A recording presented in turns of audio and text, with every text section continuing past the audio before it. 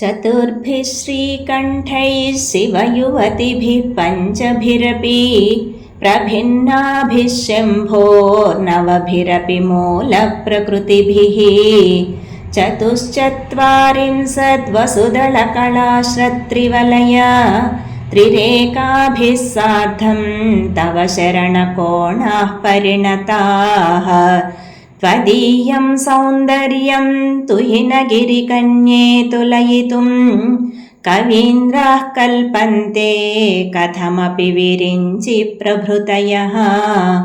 यदा लोकौत्सुक्यादमरललना यान्ति मनसा तपोभिर्दुष्प्रापामपि गिरिशसायुज्य पदवीम् नरं वर्षीयांसं नयनविरसं नर्मसुजडं तवापाङ्गालोके पतितमनुधावन्ति शतशः गलद्वेणीबन्धाः कुचकलशविस्रस्तसिचयाः हठात् त्रुट्यत्काञ्च्यो विगलितदुकूला युवतयः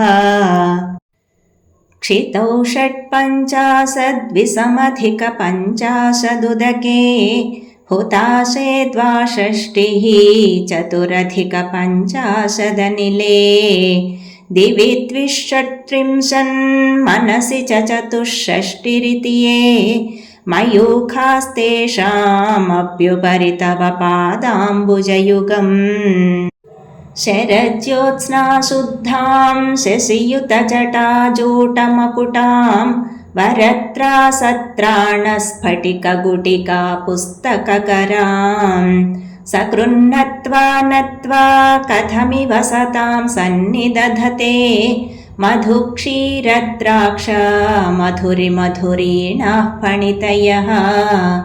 कवीन्द्राणां चेतः कमलवनबालातपरुचिं भजन्ते ये सन्तः कतिचिदरुणामेव भवतीं विरिञ्चि प्रेयस्यास्तरुणतरशृङ्गारलहरी गभीराभिर्वाग्भिः विदधति सतां रञ्जनममी सवित्रीभिर्वाचां शशिमणिशिलाभङ्गरुचिभिः वसिन्याद्याभिस्त्वां सहजननि सञ्चिन्तयति यः सकर्ता काव्यानां भवति महतां भङ्गिरुचिभिः वचोभिर्वाग्देवी वदनकमलामोदमधुरैः तनुच्छायाभिस्ते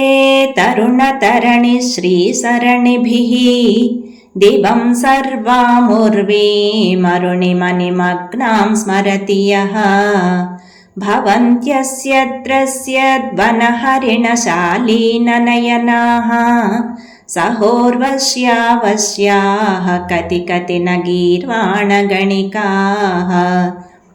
मुखं बिन्दुं कृत्वा कुचयुगमधस्तस्य तदधो हरार्थं ध्यायेद्यो हरमहिषिते मन्मथकलां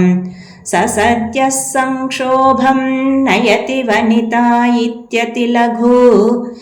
त्रिलोकीमप्याशु भ्रमयति रवीन्दुस्तनयुगाम्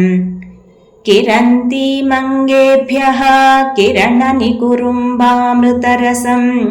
हृदि त्वामाधत्ते हिमकरशिलामूर्तिमिव यः